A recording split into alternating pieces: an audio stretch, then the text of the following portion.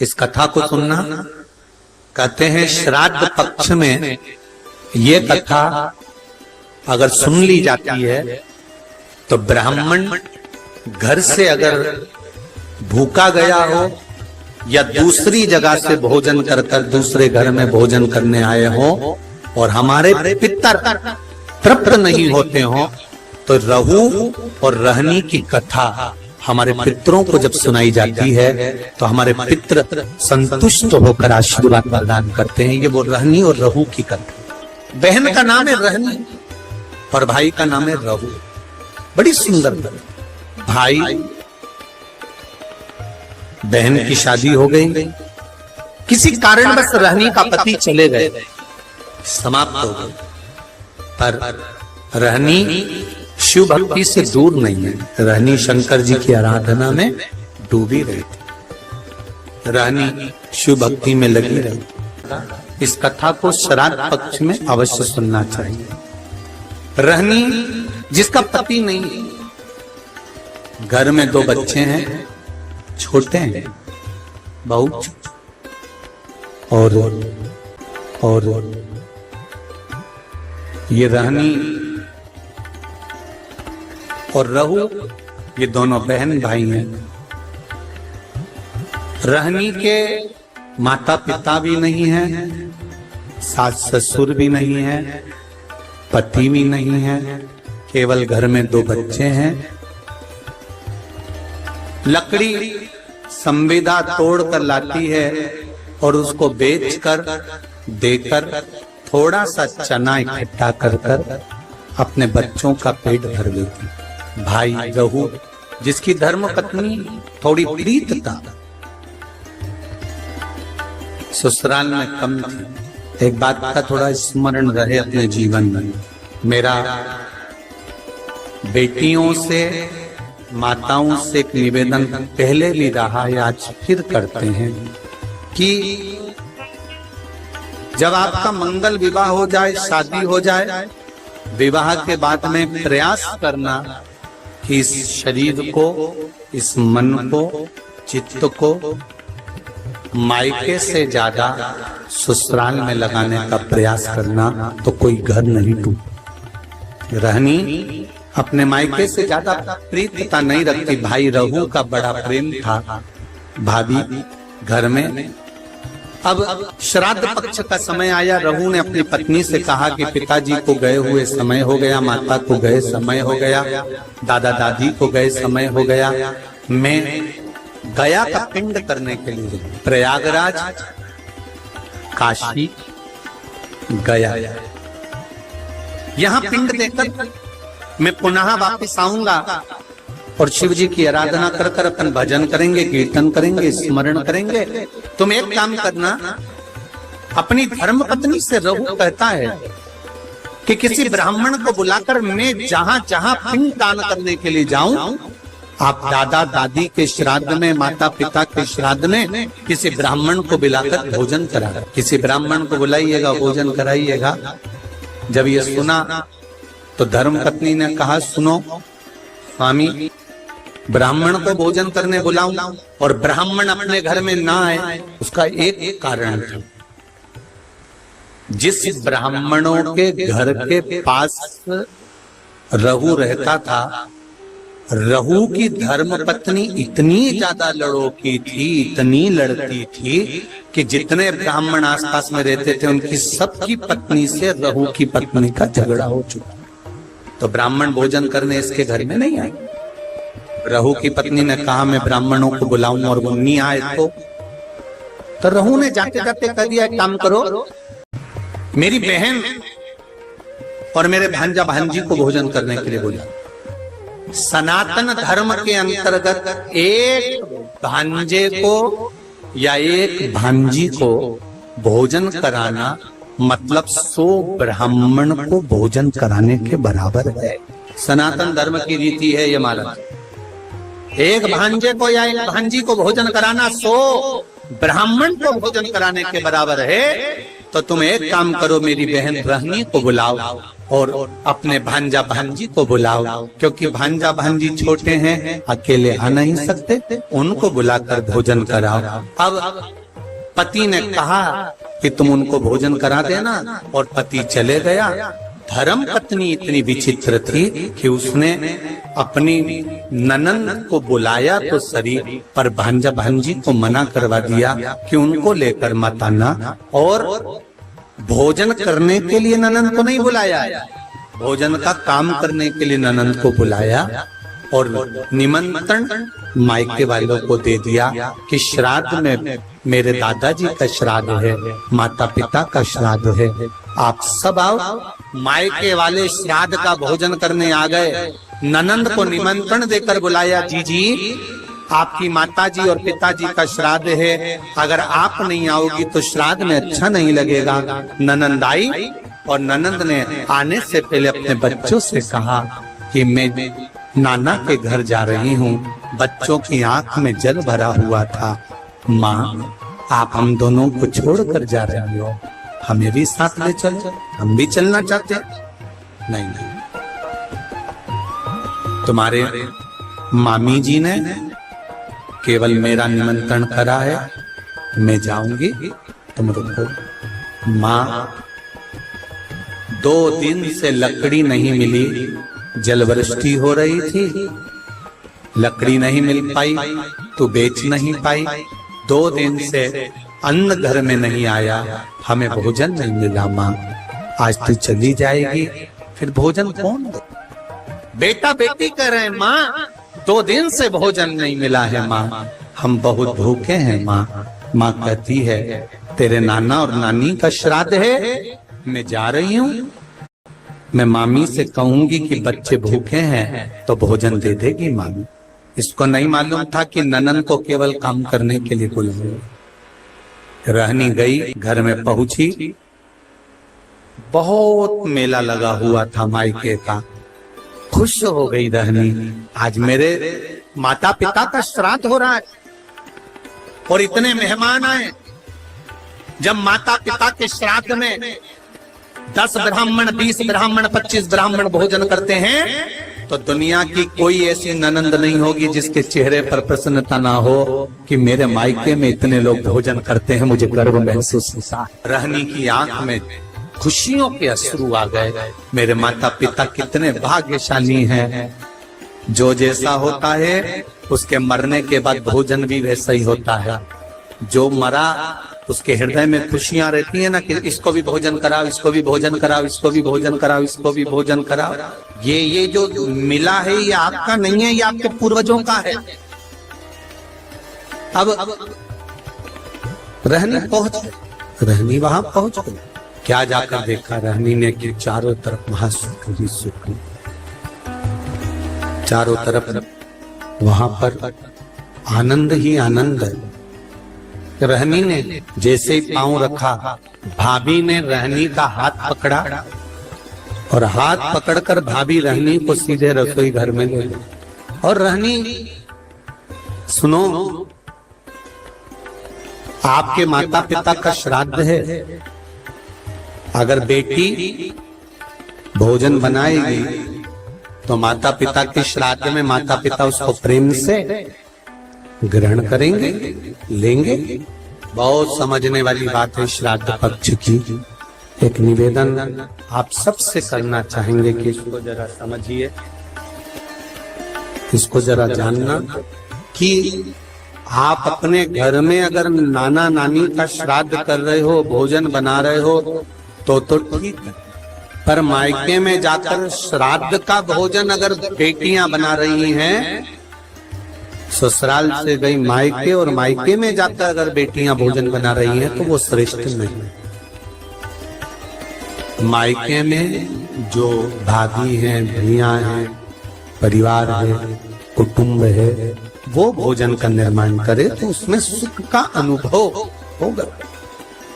पर भाभी ने कहा, जी भोजन आपको बनाना है क्योंकि आपके माता पिता का श्राद्ध है, तो माता पिता प्रसन्न होंगे, माता पिता को आनंद की अनुभूति होगी, माता पिता आनंद में होंगे। रहने ने कहा, ठीक है, अगर मेरे माता पिता मेरे हाथ का भोजन करना चाहते हैं तो मुझे बनाने में क्या दिक्कत, मैं बना देती। रहनी ने भोजन बनाया, बेटी इंतजार कर रही है कि ब्राह्मण आएंगे मैं भोजन परोसूंगी, और ब्राह्मण आए तो मैं भोजन परोसूं, इसका इंतजार बेटी को हो रहा था। पर रहनी ने देखा ना कोई ब्राह्मण आया, ना कोई संत आया, ना कोई सदगुरु आया, ना कोई वहां भोजन करने के लिए पहुंचा। अगर वहां पर पहुंचे तो केवल भाभी के मायके वाले पहुंचे, जो सब भोजन करने के लिए लग गए, और रहनी से कहा गया कि इन सबको भोजन परोस दिया जाए। भोजन परोसा गया, सबने खाया। आखिरी में रहनी जब भोजन के लिए बैठी तो भाभी ने कहा, जीजी हमारे गोत्र का श्राद्ध है, इसलिए आप इस गोत्र में भोजन मत करो। हमारे गोत्र का श्राद्ध है, इसलिए आप इसमें भोजन ना करिए। रहनी को उठा दिया गया तो रहनी ने पत्तल जो लगी हुई थी उसको उठाकर कहा, क्या भाभी मैं अपने बच्चों के लिए, क्योंकि वो तो इस घर के भांजा भांजी लगते हैं, क्या उनके लिए भोजन ले जा सकती हूँ? रहनी ने जब पूछा तो भाभी ने कहा, नहीं दीदी, ये जो बचा हुआ भोजन जब एक पत्तल में लग जाता है तो हम इसको बाहर नहीं भेजते, आप रखे रहने दो। माँ रहनी रोती रोती अपने ससुराल पहुंच गई। आज दिन भर माँ मायके में लगी रही तो लकड़ी लेकर नहीं आई और बच्चों का पेट नहीं भरा। बच्चे 3 दिन के भूख से बिलख रहे थे, आंख में आंसू थे। माँ भी आज रो रही थी कि जिस मायके में बेटी जाती थी, कभी माँ बाप उसको भूखा नहीं आने देते थे, और भूखा तो भूखा, कभी माँ बाप उसको खाली नहीं आने देते थे, कुछ ना कुछ रखकर अवश्य भेजते थे। आज वो मायके से भूखी भी गई और कुछ भांजा भांजी के लिए भी नहीं दिए। रहनी ने विचार करा कि मेरे परिवार में मेरे बच्चे भूखे हैं, क्या करूं? रो रही है, आंख से आंसू निकल रहा है, बच्चे माँ की गोद में आकर बैठ गए। माँ कुछ खाने का दे दे। माँ ने कहा, एक काम करती हूँ, मैं पड़ोसी के यहाँ जाती हूँ। और रहनी पड़ोसी के यहाँ गई। पड़ोसी के यहाँ जाकर हाथ जोड़कर कहा, मेरे बच्चे भूखे, क्या थोड़ा सा भोजन मिल सकता? पड़ोसी ने कहा कि भोजन तो था, पर अब भी हमने गाय माता को दे दिया, अब भोजन बचा। रहनी रो रही, रहनी की आंख में जल और रहनी रोती रोती आंखों में जल भरी हुई घर पहुंच गई। बच्चे बिलख पड़े, माँ भूख लगी। बच्चे बिलख रहे थे। भाई रहू गया जी ने जो पिंडदान कर रहा था, जैसे ही पिंड बनाए, पिंड सारे के साले जितने थे वो काले पड़ गए। उसमें काली तिल भी नहीं डाली तो भी काले पड़ गए। पिंड दान करा। पंडित जी से पूछा, ब्राह्मण देवता मैंने पिंड दान करा, पर ये पिंड जो बनाए गए हैं ये सारे के सारे काले पड़ गए हैं, इन पिंड का काला पड़ना क्या कारण? ये पिंड काले क्यों पड़ गए? क्या कारण है कि पिंड काले हो गए? ब्राह्मण देवता ने कहा कि जब घर में सब ब्राह्मण भोजन कर रहे हो, सब परिवार के लोग भोजन कर रहे हो, और घर के भांजा भांजी के नैनों में भूख के कारण जल होता है, तब ये पिंड काले पड़ जाते हैं। हमको लगता है आपके भांजा भांजी भूख से बिलख रहे हैं। रहू ने कहा, ऐसा हो ही नहीं सकता। रहू बोले, ये नहीं हो सकता। मैं अपनी धर्म पत्नी को कहकर आया हूं कि अगर ब्राह्मण भोजन करने ना आए तो मेरी बहन को भोजन करने बुलाना, भांजा भांजी को भोजन करने बुलाना। तो ये हो नहीं सकता कि भांजा भांजी भूखे हों। आप पता करना, पिंड काला जभी पड़ता है जब भांजा भांजी भोजन नहीं करे हों और भूखे बैठे। महाराज, शिव महापुराण की कथा यहाँ तक कहती है, अगर आपके घर में ब्राह्मण भोजन करने आए हैं और अगर घर में बहन बेटियां हैं, भांजा भांजी हैं, तो इंतजार मत करना कि ब्राह्मण उठेंगे इसके बाद हम भांजा भांजी को भोजन देंगे। आप तो ब्राह्मण के साथ भांजा भांजी को भी भोजन करने बिठा सकते हो या पहले भी जिमा सकते हो, उसमें कोई दोष, उसमें कोई दोष नहीं। भांजा भांजी अगर भोजन करे तो उसमें दोष नहीं। आप जिमाओ। रहनी के बच्चे भूखे बिलक रहे, रहू को रहा नहीं गया, गया जी का पिंड कर कर रहू सीधे घर पहुंचा। घर में जाकर पत्नी से पूछा, क्यों मेरी बहन आई थी? हाँ, ना मानो तो पूछ लो सभी से, बहन आई थी कि नहीं आई थी? सबने कह दिया आई, रहनी आई थी। हाँ, तो इसको लगा कि रहनी आई थी तो बच्चे भी आए होंगे, इसने नहीं पूछा। घर गया बहन को, दीदी, ओ दीदी। हाँ भैया, वीरा क्या हो गया? दीदी, जिस दिन मैं पिंडदान करने के लिए गया था, जिस दिन मैंने पिंड दिया, उस दिन तेरे बच्चे क्या भूखे थे बहन? क्या तेरे बच्चे भूखे थे? रहनी भाई के गले लगकर रो पड़ी, भैया केवल बच्चे ही नहीं, तेरी बहन भी तेरे दरवाजे से भूखी आई, आंखों में जल। तू चिंता मत कर बहन, मेरे माता पिता और इन भांजा भांजी के नाना नानी का श्राद्ध अब इस घर में करना। मैं विश्वास से कहता हूं बहन कि पितृदेव कृपा जरूर करेगा। कर भैया, भोजन होता तो मैं अपने बच्चों को ना करा देती, तो क्यों चिंता करता? कल मैं भोजन भेजूंगा, तू श्राद्ध की तैयारी कर। तैयारी श्राद्ध की। भाई ने बैलगाड़ी में सामान भरवाया, भेजने लगे। जैसे ही बैलगाड़ी में सामान भरकर भेजा, पत्नी ने पूछ लिया, इतना सारा आटा चावल शक्कर घी कहाँ जा रहा है? पति ने कह दिया, सारा की सारा मायके वालों को थोड़ा सा घाटा लग गया तुम्हारे, तो उनके यहाँ भेजा जा रहा है। अब मायके वालों का कहकर वो सामान सारा की सारा भेज दिया बहन के घर में। बहन के घर में सामग्री तो पहुंच गई, पिंड की श्राद्ध की तैयारी हो गई। भोजन करने के लिए ब्राह्मण संत साधु भी आ गए, भोजन किया। जब आखिरी का दिन था, अमावस्या का दिन, आर्यमा स्वामी जब पितरों को लेने के लिए आए, सब पितर इकट्ठे हुए। सबसे पूछा गया, आपको श्राद्ध पक्ष में अच्छे से भोजन तो मिला? आर्यमा स्वामी सबसे पूछते हैं, सबको भोजन तो मिला? सबने हाथ ऊंचे कर कर कहा, आर्यमा स्वामी, हम पितरों को अपने अपने घर में भरपेट भोजन मिला। पर रहनी के माता पिता की आंख से आंसू बहे। रहनी कि माता पिता की आंख से आंसू बह रहे हैं। रहनी के माता पिता रो रहे थे तो पूछा, पितरों के स्वामी आर्यमा ने, क्या बात है, आप रो रहे हो? आपकी आंख में से आंसू गिर रहे हैं? क्या हुआ, क्यों रो रहे हो? रोने का कारण क्या है? कहा, मेरे बेटे के घर गई थी भोजन करने के लिए, पर वहां तो मायके वाले जिम रहे थे तो भोजन नहीं मिला। पंचमी का श्राद्ध था हमारा, हम गए थे, भोजन नहीं मिला। तो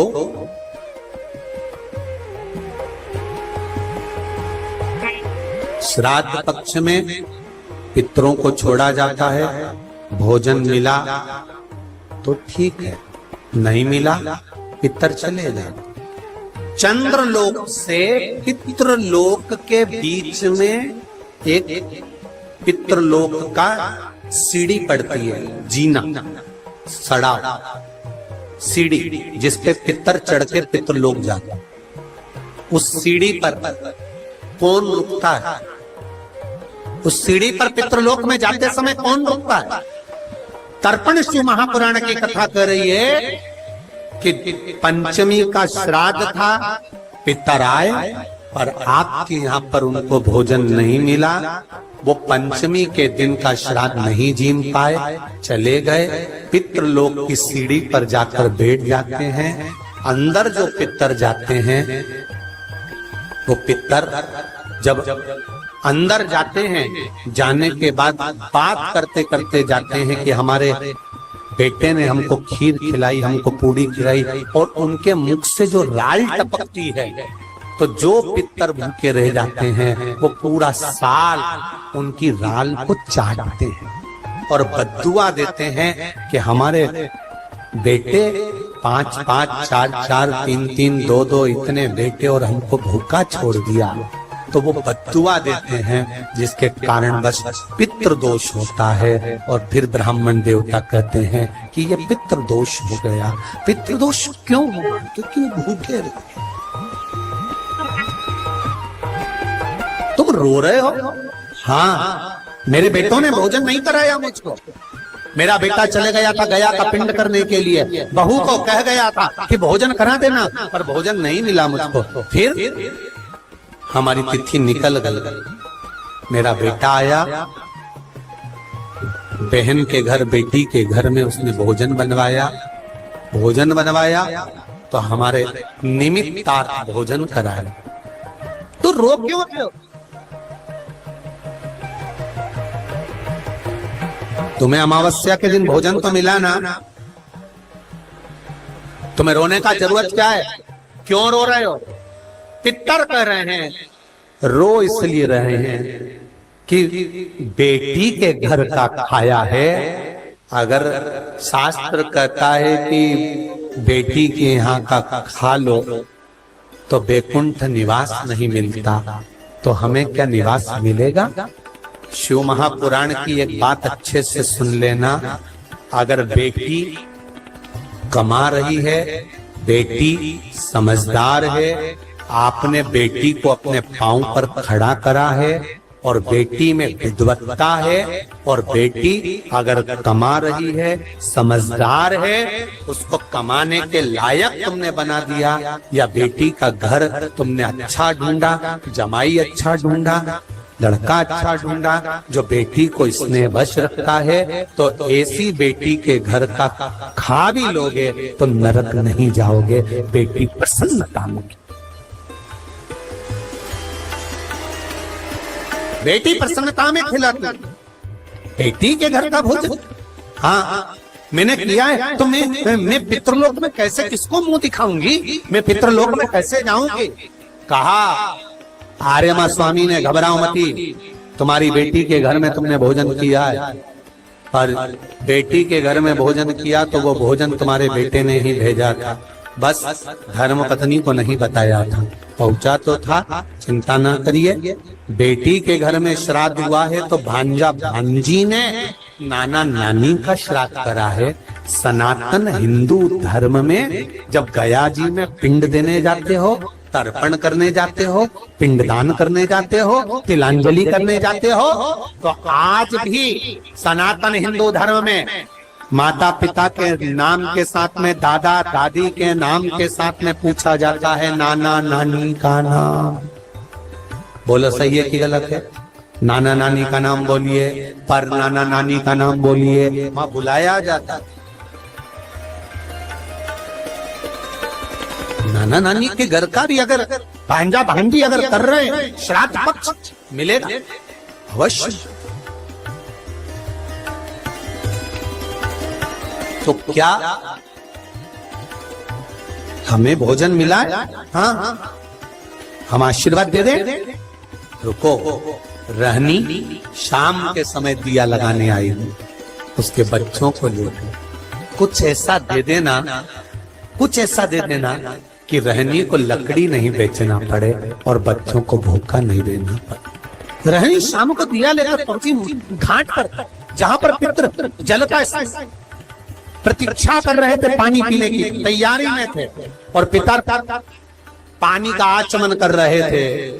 आर्यमा स्वामी ने आवाज लगाई, चलिए, चलने की तैयारी करिए, और अपने अपने घर के बच्चों को, जिन जिन के यहाँ पर भोजन करा है, उनको आशीर्वाद प्रदान कर। रहनी आंख में आंसू भरी। रहनी आई, रहनी ने आकर दीप अपने बच्चों से कहा, आप लगाओ कहा, माँ आप दिया नहीं लगाओ? माँ कहती है, मेरा हाथ खाली, तुम्हारे पिता नहीं, पास में शिव मंदिर था। रहनी के बच्चे दौड़कर शंकर के मंदिर में गए। शिव जी से कहा, क्या मेरी माँ दिया नहीं लगा सकती? शंकर के मंदिर में शिव प्रकट होकर रहनी के पास जाकर कहते हैं, साधु के वेश में नारी अगर सौभाग्यवती है तो भी दिया लगा सकती है, और सौभाग्य नहीं तो भी लगा सकती है।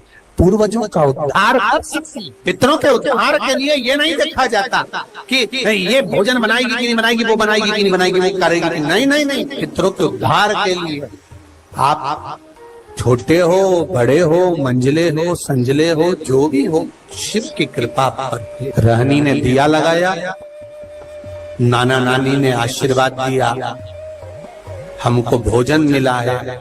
एक छोटा सा मट्टी का मटका बेटी के हाथ में पकड़ा दिया। इस मटके में से तू जब जब शिव का नाम लेकर कुछ निकालेगी, निकलता जाएगा। बेटी ने उस मटके में से सबसे पहले घाट पर जिस मंदिर में दर्शन करा था और जो संत मिला था उसको देने के लिए कहा, हे पितृदेव, हे शिव, हे ओघड़दानी, कुछ दक्षिणा देना है। उसमें से सोने की मुद्रा निकली और बाबा को देकर विदा की। ऐसे मेरे ओघड़दानी रहनी को एक झंडा प्राप्त हुआ। शिव के नाम से, पितरों के नाम से उसमें स्मरण करने लगा। पितृ, मेरा एक निवेदन आपसे भी है, ठेला चलाने वाला, ऑटो चलाने वाला, गाड़ी चलाने वाला, कबाड़ा बेचने वाला, भिक्षा मांगने वाला, एक गरीब से गरीब व्यक्ति एक घी का दिया अगर अमावस्या के दिन शाम के समय नदी, तालाब या बावड़ी के स्थान पर, घाट पर लगा दे, श्राद्ध पक्ष में, अगली जब श्राद्ध आए तो बताना जरूर पत्र लिखकर कि पितरों ने भंडार भरा कि नहीं भरा, दिया कि नहीं दिया, देते हैं कि नहीं देते, ये जरूर बता। अगली बार जहाँ कथा रहे तो आ जाना आप।